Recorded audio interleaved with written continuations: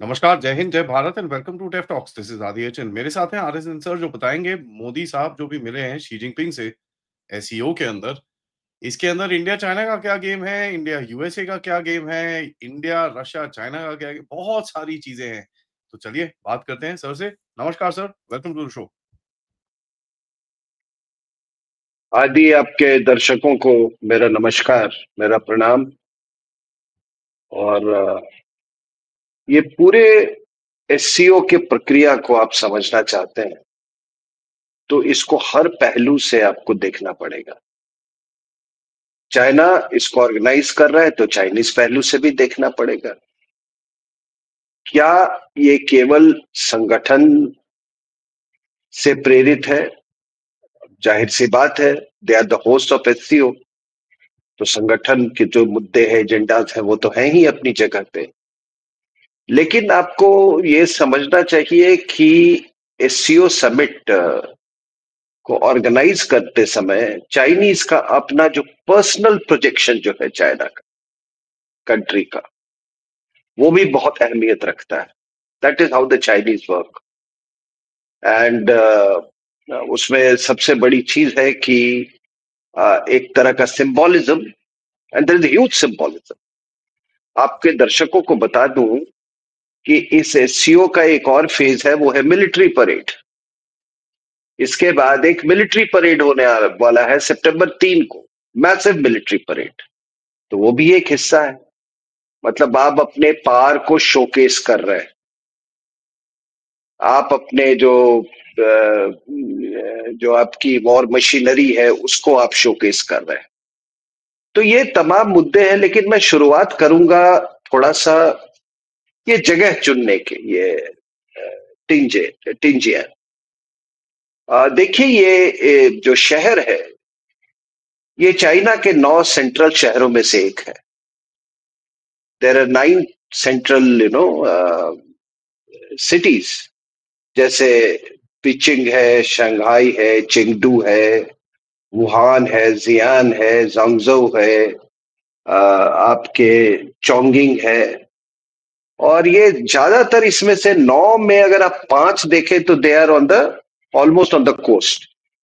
That is Tianjin. Beijing is not far from Tianjin. In fact Tianjin is gateway to Beijing. दर्शकों से मेरा अनुरोध है कि मेरा चाइनीज प्रोनाउंसिएशन अगर गलत हो जाए तो माफ कीजिएगा, बिकॉज इनके प्रोनाउंसिएशन कुछ अलग है, और वो असली बोल दो तो शायद आपको भी नहीं समझ में आएगा। तो हम तो जैसे अंग्रेजी में लिखा होता है उसी तरीके से हम बताएंगे। जेंगजियो है, शंघाई है, तो ये सारे के सारे ये strategically located, all on the eastern coast,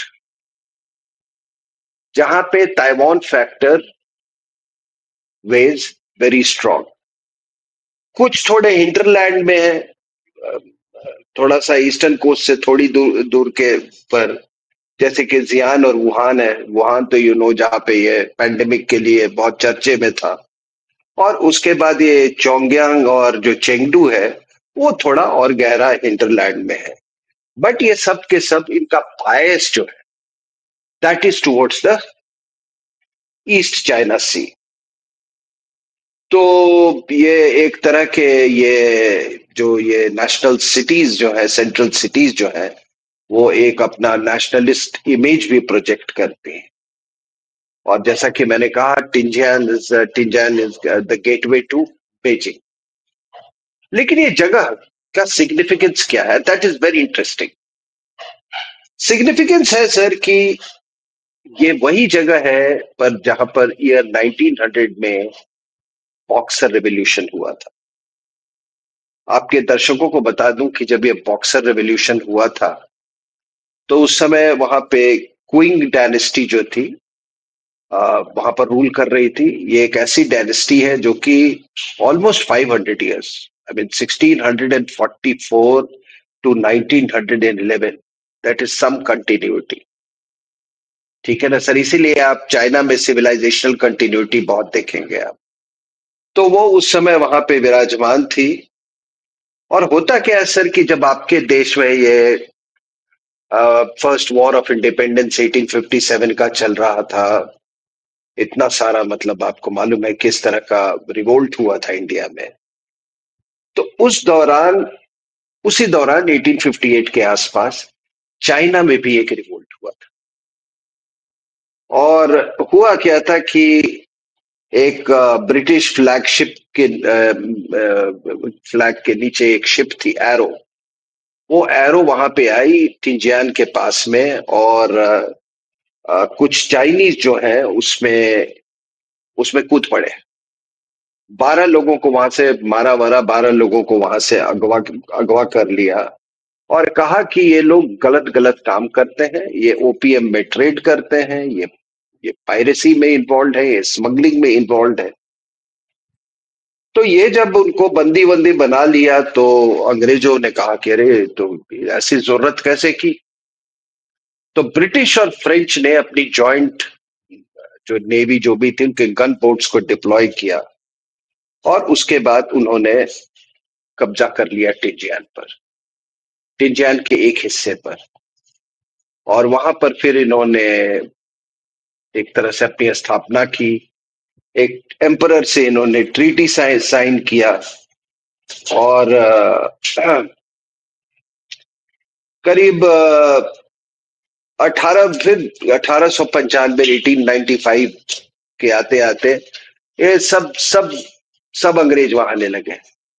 America भी आया, इटली भी आया, हंगरी भी आया, और मतलब ऑस्ट्रिया भी आया, बेल्जियम भी आया, और ये सब के सब टिंजियान में इन्होंने अपने स्कूल बनाए, अपने चर्चेज बनाए, अपने वो मतलब अपने प्रिजन्स बनाए। तो एक तरह से वो क्या उसको बोले, एक मल्टीनेशनल एक शहर था वो, या अंग्रेजों के लिए एक इंटरनेशनल शहर बन गया।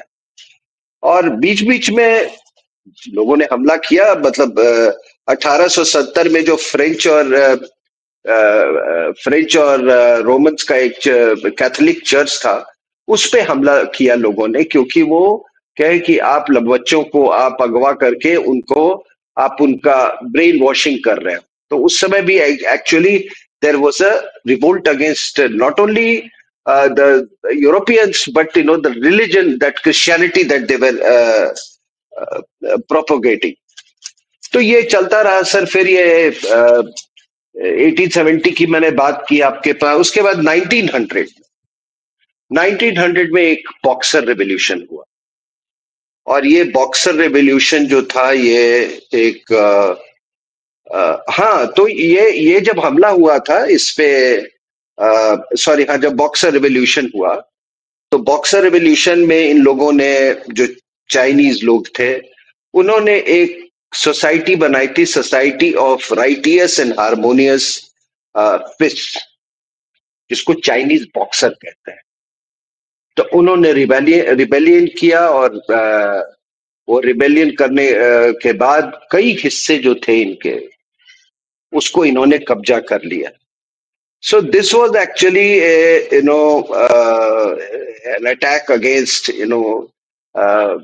imperialism, against Christianity, और ये सारी कुछ, and against of course foreign powers।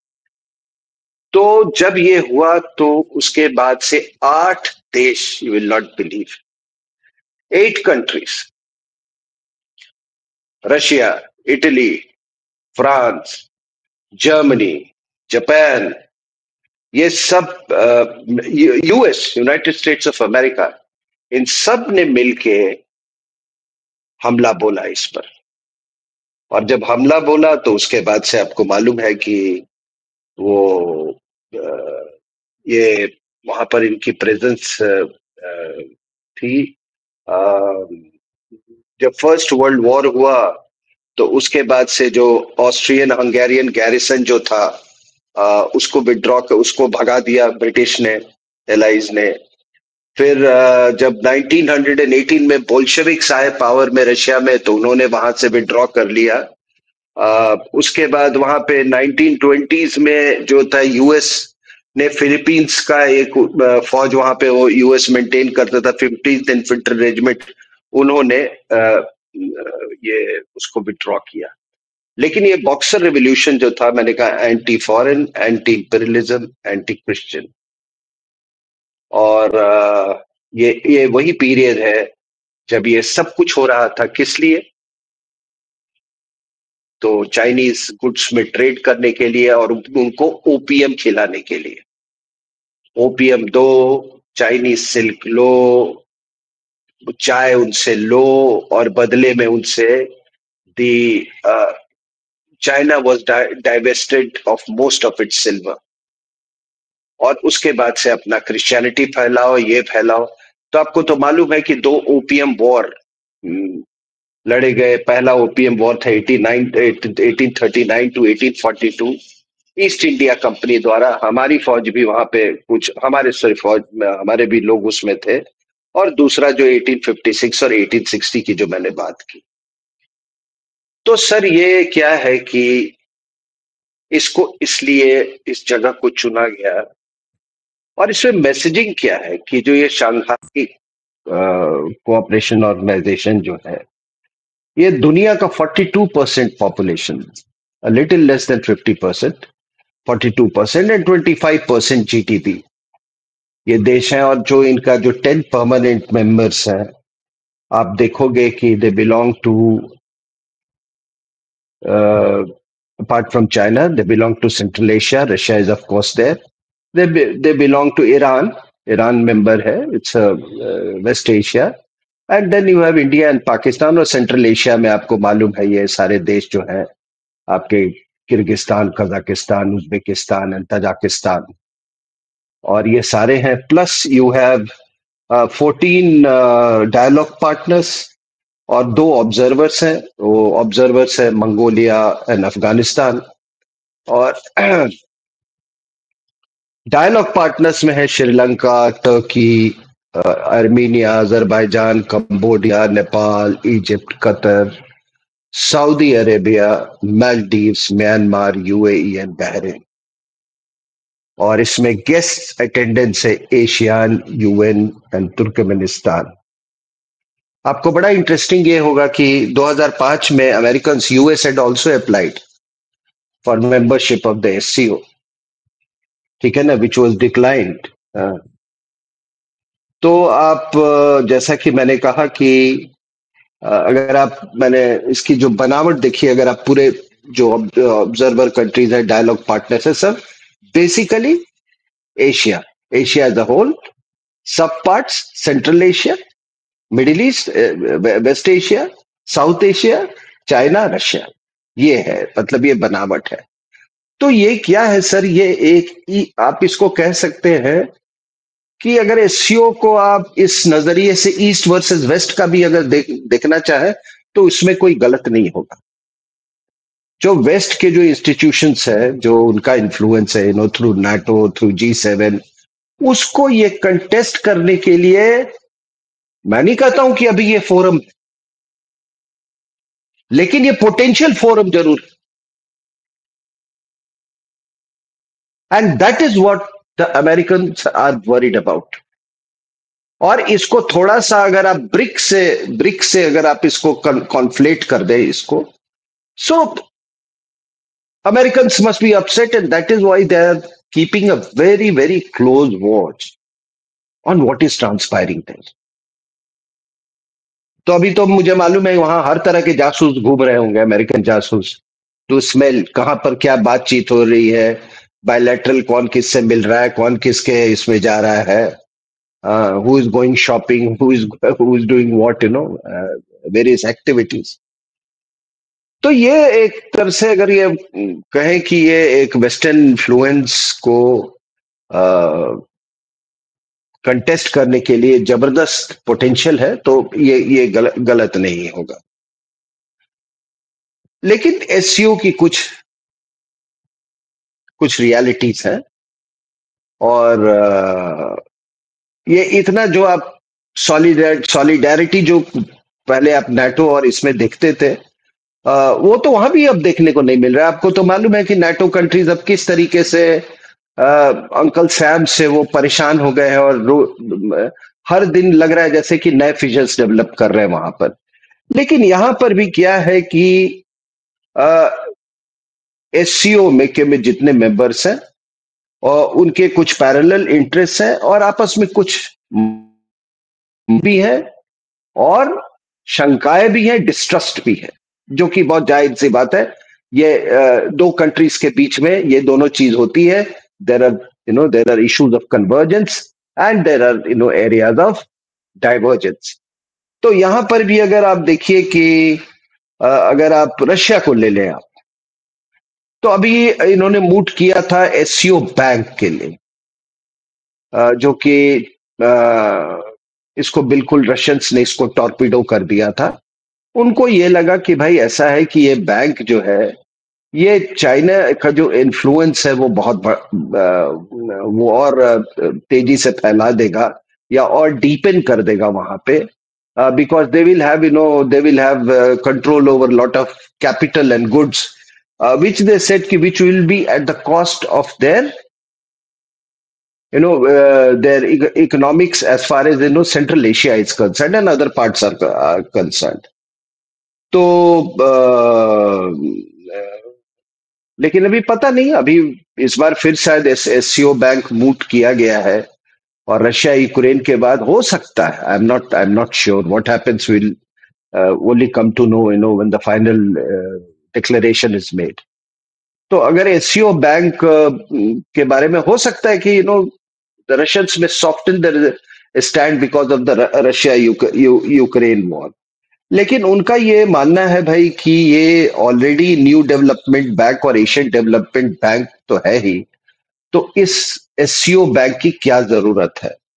And because of I mean their stand is their posturing is because of Chinese possible Chinese dominance. तो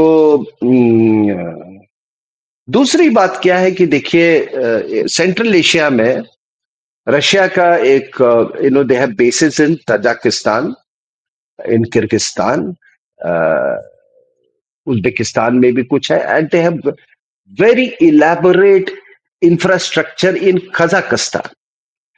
तो वो आपको जिस तरीके से वो यूक्रेन को नो गो एरिया ट्रीट करते थे कि ये मेरा भैया, ये मेरा नियर अब्रॉड है, नियर अब्रॉड नहीं, हमारा एक नेबरहुड है एक तरह से, आप इसमें छेड़छाड़ नहीं करें। वो एक अंडरस्टैंडिंग थी गोरबाचोव में and the later leaders and between between the American and the NATO. उसी तरह से इनको very sensitive about central Asia. अभी भी उनके बहुत सारे एसेट्स हैं सेंट्रल एशिया में, अभी भी वो सेंट्रल एशिया के पाइपलाइंस यूज करते हैं, ठीक है ना। तो ये सारा का सारा, and then of course you have this their space program जो है बैकनूर में, वो है इनका द कैस्पियन सी, वो strategically it is very important.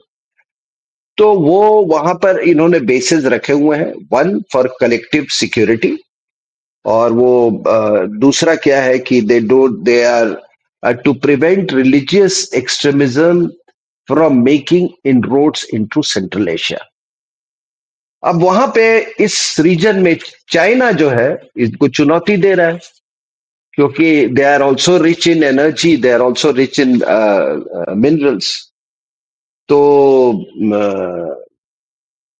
ये एक तरह का एक उनकी मजबूरी है उनकी। दूसरा है ये एक ऑर्गेनाइजेशन है कलेक्टिव सिक्योरिटी, CSTO ऑर्गेनाइजेशन है। दिस इज पोस्ट सोवियतिक ऑर्गेनाइजेशन है जिसके सारे मेंबर्स हैं, वो सारे एक इनका कंसोलिडेटेड अपना एक ग्रुपिंग है, for combined defence against threat to central Asia, these countries. तो ये उनका एक, जैसे मैंने कहा, उनकी चुनौती है, उनकी कोई वेरी सीरियस इश्यूज है, डाइवर्जेंस है रशिया के साथ। दूसरी क्या है कि पाकिस्तान, अब पाकिस्तान के लिए तो हमने आपके साथ कई प्रोग्राम कर रखा है कि it is becoming increasingly difficult for Pakistan to balance between the American strategic interests and China strategic interests. आज मैं टेलीविजन पे था तो मैंने कुछ कहा कि इस एससीओ मीट में जितना पाकिस्तान वल्नरेबल है उतना कोई नहीं है। तो लोग उनमें मुझसे डिसएग्री कर रहे थे, कई लोग। तो मैंने उनको पूछा कि भाई ये बताइए कि अगर मिनरल्स को अगर वो एक्सेस दे देते अपने क्रिटिकल मिनरल्स और रेयर अर्थ को, जो कि रिकॉर्डिक माइंस है बलूचिस्तान में जो है, won't it be against the CPEC in terms of physical root, in terms of the economy, that Chinese are eyeing for? तो ये दोनों तो एक साथ को एग्जिस्ट नहीं कर सकते, ये तो जाहिर सी बात है। तो this is the new vulnerability which Asim Munir has created, and which Trump, on the, आप जिसके ट्रंप के डिक्टाट पे, ट्रंप के बुलिंग पर जो भी है, लेकिन ये है कि ये एक बहुत अभी मुश्किल काम हो गया है उसके पाकिस्तान को वो करने के लिए, टू बैलेंस दीज टू। और पाकिस्तान को आप, ऑफ कोर्स पाकिस्तान के स्ट्रेटेजिक लोकेशन को आप विश अवे नहीं कर सकते हो। किसी जमाने में आखिर उन्होंने जमीन दी भाई to to to connect Tibet with Xinjiang. They gave away parts of, Pakistan, आपके गिलगिट बल्टिस्तान में सक्षम वैली के उधर दिया उसे। तो उनसे तो जमीन उसने फ्री में दे दिया, हमसे उन्होंने युद्ध करके अक्साई चीन को ले लिया, just to make those roads. So भाई ये इसको अब क्या बोले, these are imperatives of geopolitics based on geographical truism, जिसको आप किसी दो देशों के रिश्तों में आप नजरअंदाज नहीं कर सकते हैं। आप बहुत देर तक, मैं ये 5 साल 1 डिकेड की बात नहीं कर रहा हूं, आप यूरोप को किस तरीके से आप आर्टिफिशियली आप सेपरेट कर सकते हैं रशिया को? It makes geographical sense to take energy from Russia। उसको आपने अमेरिकन जो कहां बैठे हुए क्रॉस द अटलांटिक, उनके कहने पर वो सारा रप्चर कर दिया आपने। वो कितने दिन चलेगा sir? Some day geography will hit back again, I am telling you. और फिर दुनिया में उथल पुथल होगा। तो ये है सर कि आप देखिए, इंडिया का ही आप देख लीजिए, हमारा चाइना के साथ बॉर्डर इश्यूज है। हमको भी बहुत, अगर मान लीजिए अगर कोई आउटरीच, अभी लोग कह रहे हैं कि आउटरीच है, वांगा यहां है, अच्छी अच्छी बातें हो रही है, लेकिन हमारे लिए भी इंडो पैसिफिक स्ट्रेटजी, क्वाड्स को और चाइना की तरफ आउटरीच, और यार अप्रोचमा बिटवीन इंडिया एंड चाइना, उसके साथ बैलेंस करना इतना आसान नहीं है। लेकिन मोदी साहब ने बहुत क्लियर कर दिया, he went to Japan. Japan में जाके उन्होंने बिल्कुल रूल्स बेस्ड ऑर्डर की बात की उन्होंने। So he did not jettison the Indo Pacific strategy and the quads, the imperatives of the quads, जो क्वाड्स का एजेंडा है वो नहीं किया उन्होंने। साउथ ईस्ट एशिया के अपने कंपल्शन है। साउथ ईस्ट एशिया का आपको मैं बता दूं, $234 बिलियन का बिजनेस, ये है, ट्रेड है चाइना के साथ। बहुत सारी चीजों है, they're many, they're intricately, very intricately, connected, not only in terms of diaspora and other things but otherwise also। लेकिन फिर भी वो थोड़ा सा एससीओ पार्टनरशिप से, मेंबरशिप से घबरा, मतलब वो दे आर नॉट सो कीन। हालांकि वो है सभी, this time they are in attendance, कई डायलॉग पार्टनर्स हैं उसमें। तो वो क्यों है? उनको ये डर लगता है कि ये जो रशिया चाइना का जो ये मिलिट्री जो स्ट्रेटेजिक जो फ्रेमवर्क है, कहीं उसमें वो ना कहीं वो सक्ड इन हो जाए। They don't want that. तो मैं क्या कह रहा हूं कि सबके अपने अपने ये है डाइवर्जेंसेस हैं और सबके अपने अपने कन्वर्जेंसेस हैं, लेकिन इन सब के बावजूद एससीओ जो है वो एक्सपैंड कर रहा है। और क्यों एक्सपैंड कर रहा है? कि कहीं पे दुनिया में दुनिया ये समझ रही है कि भैया हम किसी एक पावर पे डिपेंडेंट नहीं हो सकते हैं। We have to hedge our bets, therefore we need a multi polar world and therefore multilateral forums. तो वो उनको एससीओ प्रोवाइड करता है। तो अभी आप देखियो, जब हम एक्सपैंडेड प्रेजेंस की बात कर रहे हैं, तो इस बार इंडोनेशियन प्रेसिडेंट भी आया है वहां पे, सुबियांटो। मलेशिया का अनवर इब्राहिम भी है, और आपका वियतनामीज प्रेसिडेंट भी है। ये सब अटेंडेंस में होंगे, but they are all non committal as far as joining SCO is concern. So ये मैंने मिस्ट्रस्ट की बात की, मैंने डाइवर्जेंसेस की बात की, but what ever it is, you can not ignore China today.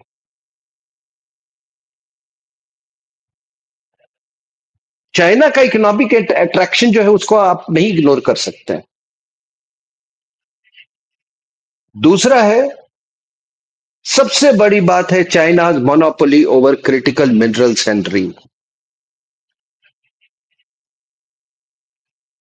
आपको तो मालूम है 60% of mining of rare earth elements is in Chinese hands, and 19% of the world's rare earth processing capability.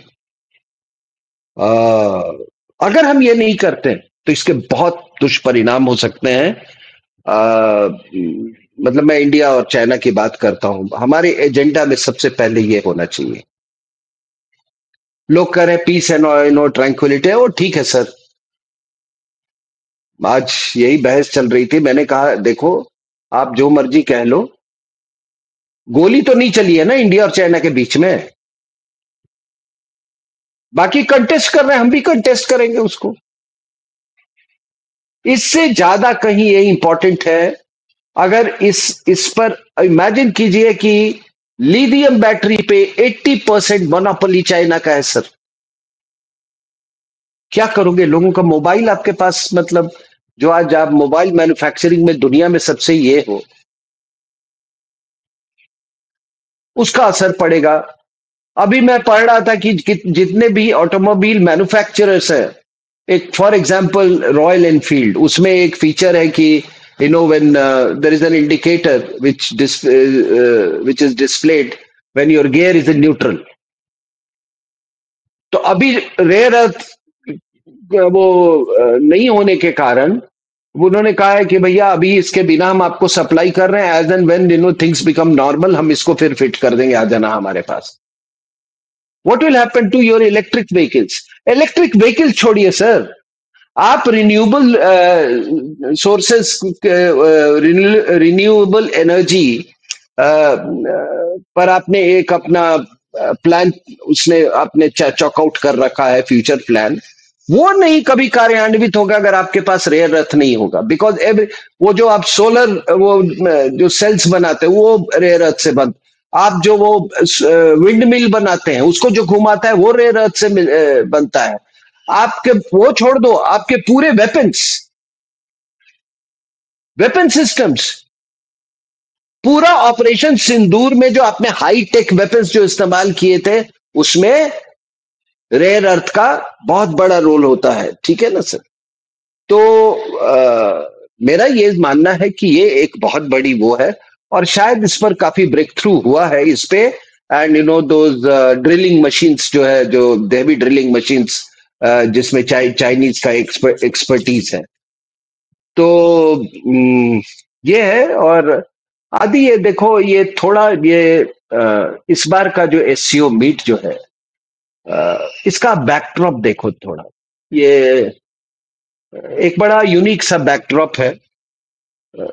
Russia Ukraine war, Israel Iran,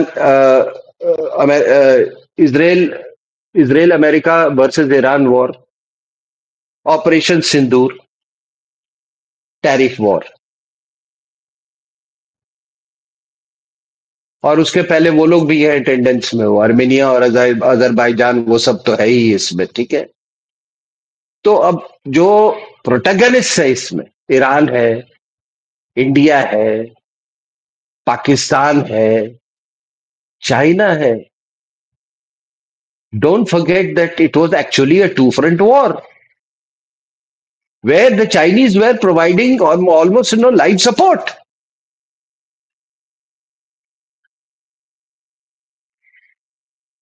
Live and intimate support. तो इस backdrop में ये SCO meet ये हो रहा है। और जहां तक टैरिफ वॉर की सवाल है, तो आपके दर्शकों को मैं बता दूं कि जब 2018 में भी जब हुआ था, when Modi साहब had gone, to China, उस समय भी एससीओ मीट हुआ था। तो that was also in the backdrop of tariff war by Trump.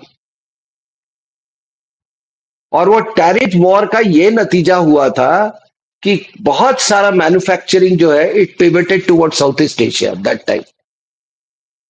लेकिन इस बार जो टैरिफ वॉर जो इन्होंने किया ना, ट्रम्प ने जो अनलीश किया शुरू में चाइना के against, the Chinese hit back. और कैसे हिट बैक किया? रेयर अर्थ से, रेयर अर्थ मैग्नेट्स। और ऐसा हिट किया कि दे come down to knees.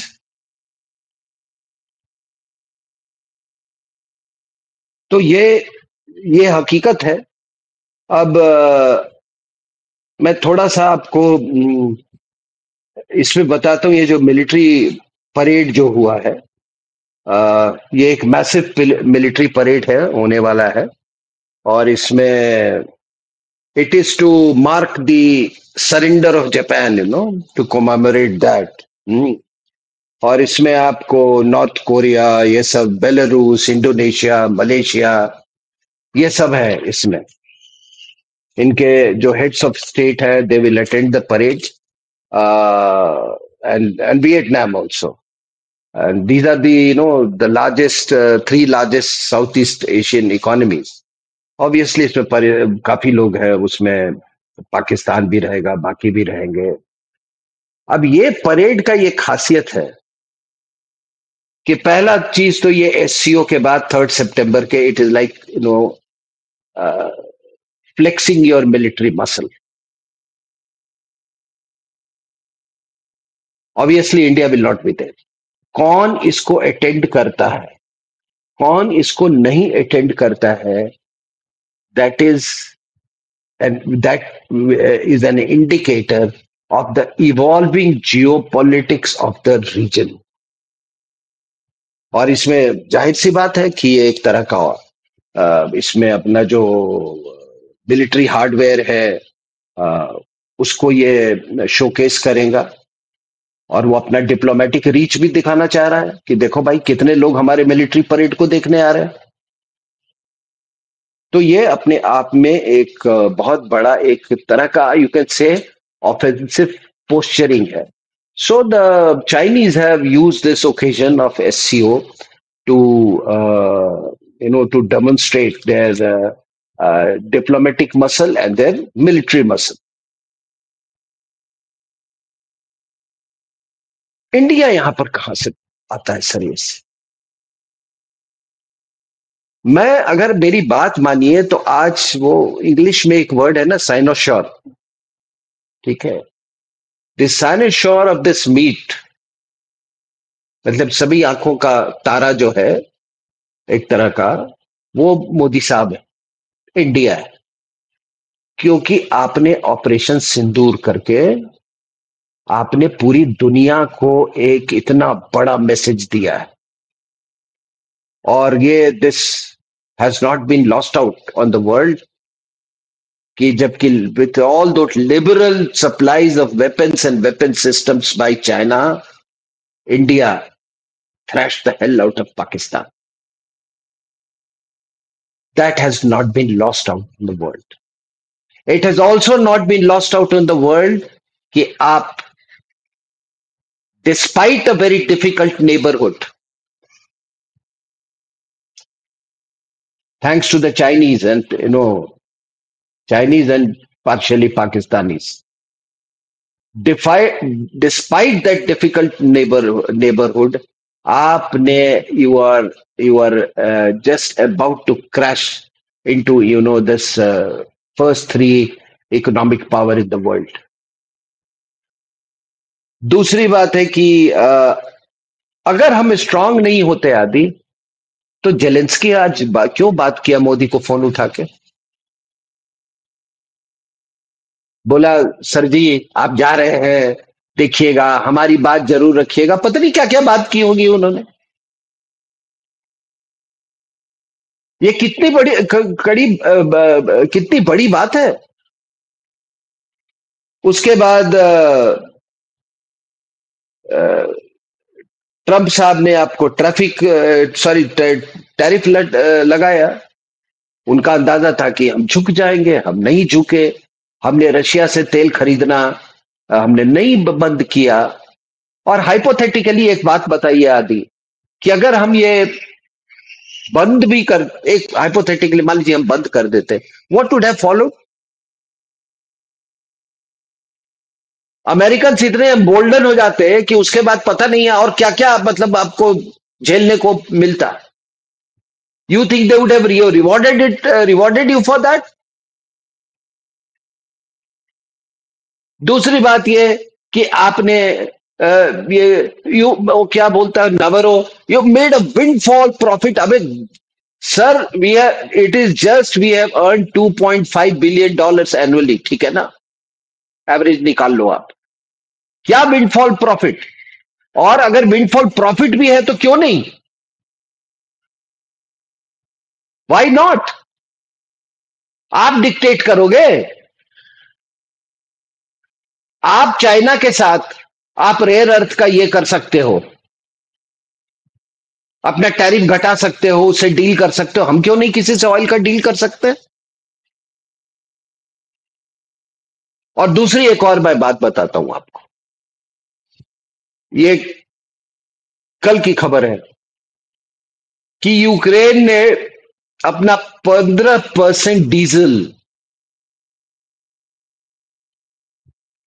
India से लिया है जनवरी टू जून का आंकड़े आए उस डीजल से इनके घर में बिजली आई रही है सो वी हैव बीन उसमें ऑब्वियसली उसमें कुछ रशियन ऑयल भी है रशियन क्रूड भी है तो ये हकीकत है तो दुनिया आपको उसके लिए भी बहुत रिस्पेक्ट कर रही है कि भैया ये इंडिया नहीं है Modi is no pushover दूसरा है सर कि मोदी ने जापान में जो अपना था एजेंडा उन्होंने बिल्कुल डाइल्यूट नहीं किया अपना एजेंडा देखिए सर जब आप अपने नेशनल ऑब्जेक्टिव्स में क्लियर होते हैं आपकी सोच में क्लैरिटी होती है दुनिया भी आपको रिस्पेक्ट करती है आप जहां एम्बिवेलेंट रहेंगे दुनिया आपका एडवांटेज लेगी योर एम्बिवेलेंस क्रिएट्स वल्नरेबिलिटीज ठीक है हम झेल लेंगे हमारे लोग झेल लेंगे लेकिन हम तुम्हारा ये तानाशाही नहीं बर्दाश्त करेंगे हम दूसरा है ये और आखिरी में मैं ये कहना चाहूंगा कि सर ये जो एससीओ मीट हो रहा है ये ऑपरेशन मैंने जैसा कहा पोस्ट ऑपरेशन सिंदूर फिनोमिनन है एक इवेंट है और दुनिया आपको एक अलग नजरिए से देख रही है। और मैं बता दूं, आज मैं सुबह 2-3 चैनल पे था, क्योंकि आज शी जिनपिंग और उनकी मीटिंग थी मोदी साहब की। कल पुतिन के साथ है, कल भी मुझे बुलाया है सुबह उतने ही देर 2-2 घंटे, ऑन वेरियस चैनल्स।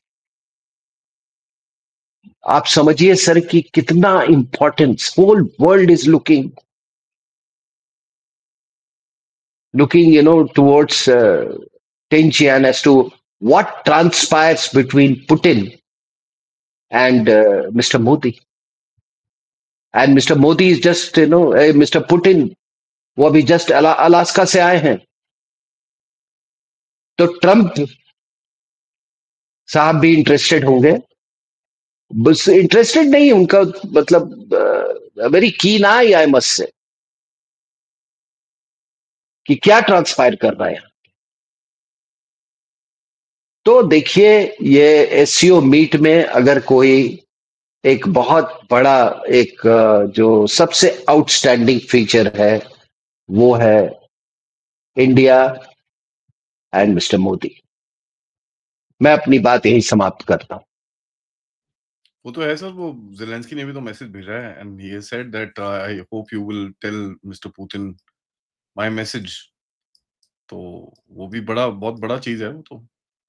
बड़ा, I mean it's extremely kind of clear that आपका अभी एक रोल बन रहा है यूक्रेन वॉर के अंदर। तो this is very interesting sir. Sir thank you so much, always आपसे कुछ नया सीखने को मिलता है इन दिस होल वर्ल्ड। अगर आप देखें इस टाइम पे इट्स एब्सोल्युटली क्रेजी जिस तरह से चीजें ऊपर नीचे जा रही हैं। And you brought some clarity to it. Thank you so much, always a pleasure listening to you sir.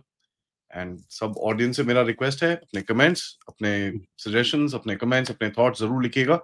And of course, if you can, do contribute towards the channel, like the video, subscribe, and use the QR code or use PayPal or the other things mentioned in the description to support.